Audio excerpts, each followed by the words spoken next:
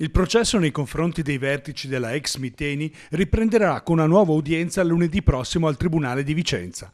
Prima di entrare nel vivo del dibattimento, che vede gli imputati accusati di avvelenamento di acqua e disastro ambientale, la giornata sarà dedicata alla stesura definitiva degli enti e associazioni che si sono costituiti parti civili e che saranno definitivamente ammessi al processo.